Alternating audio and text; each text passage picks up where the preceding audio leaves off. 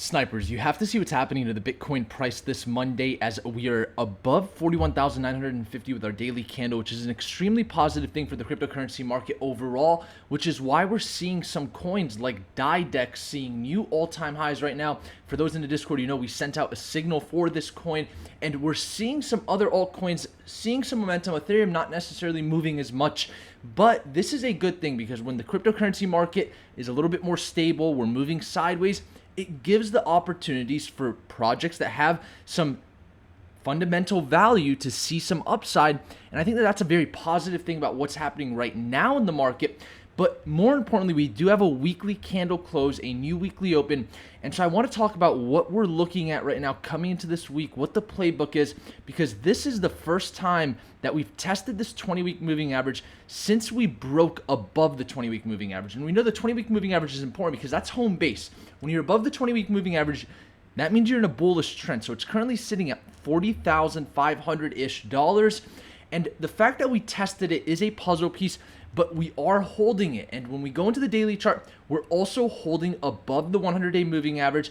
And when we talked about 41,950 yesterday, I said if we were going to see any hourly and 4-hour candles close below this level, that would be my concern. We did see a full hourly candle close below, but we did not see a full 4-hour candle close below 41,950. And because of that, I believe that we are buying ourselves some time to see some sideways price action with Bitcoin. And so at this point, we are playing in the range of 41,950 and 44,800.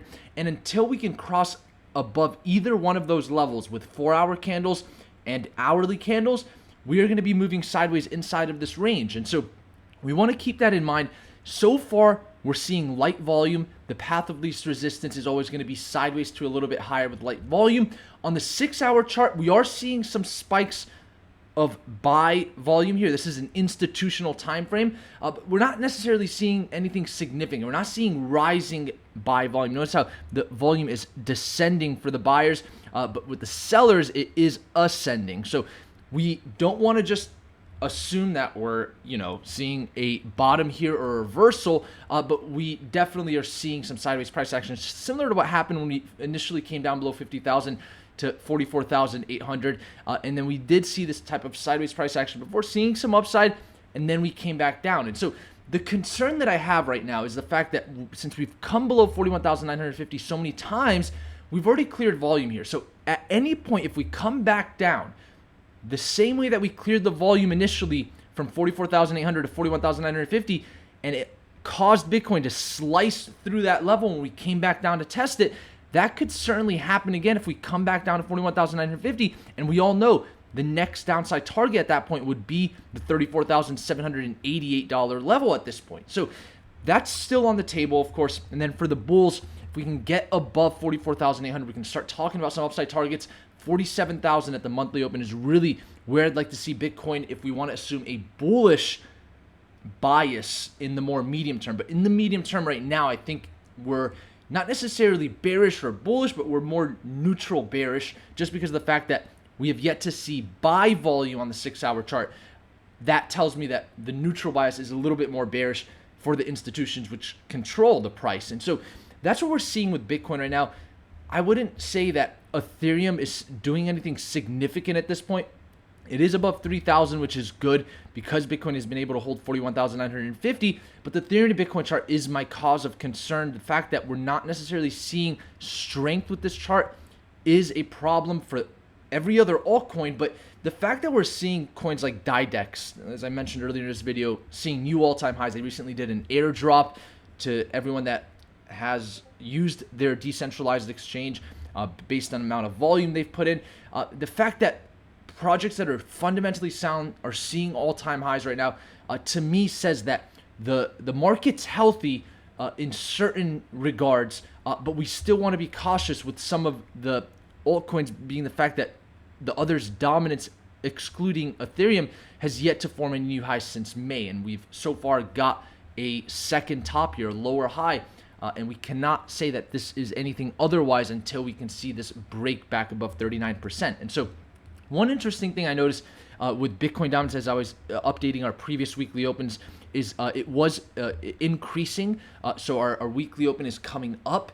and with the total cryptocurrency market cap chart, interestingly enough, our weekly open stayed the same pretty much. So what that tells me is there might not be too much new money coming into the market, but there's certainly money flowing from different assets within the market, which is why I think we're seeing coins like DiDex seeing new all-time highs, despite the total cryptocurrency market cap chart not. And so I do want to address the revolving parts outside of the market, like the DXY, because this is going to be a huge puzzle piece. If we break above 93.82, we are in the higher end of this range, where it'd be a little bit more concerning for me for other assets like the S&P 500 and Bitcoin, because the stronger this chart is, the lower the price of Bitcoin and other traditional assets will go. And so we want to monitor the DXY throughout this week. But with traditional markets, gold, US oil, and international markets are not necessarily doing anything crazy, I would say.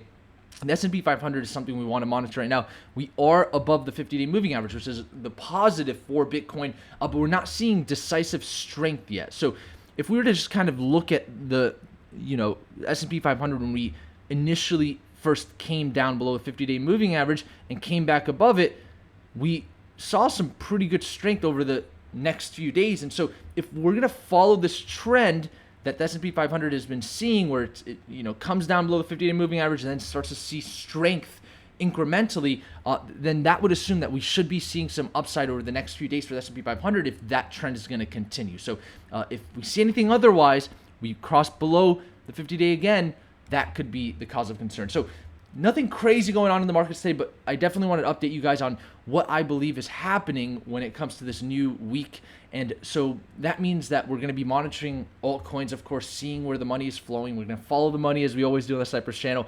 And that's going to be a big storyline for this week, being the fact that total cryptocurrency market cap chart has been staying stagnant, which tells me that we're just seeing money flow from other coins into, coins that are maybe doing some current things like DiDex recently doing the airdrop, allowing it to see some upside. So we'll continue to monitor things, but just realize we are in the $44,800 and $41,950 range, and that's a positive thing, a sign, a sigh of relief, to say the least, in my opinion, because we want Bitcoin to stay at these higher prices as long as it possibly can.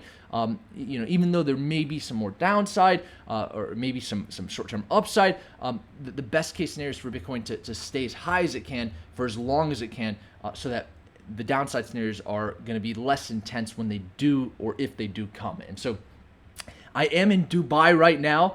I have left Greece. So for those in Dubai, maybe hit me up on Instagram. The link is in the description below. Maybe I'll host a meetup here or something if there's enough people from Dubai. But I hope you guys enjoyed today's analysis. I'll have a video tomorrow like we always do, and back on schedule as always. So thank you all for tuning into the Snipers channel today. Until next time, snipers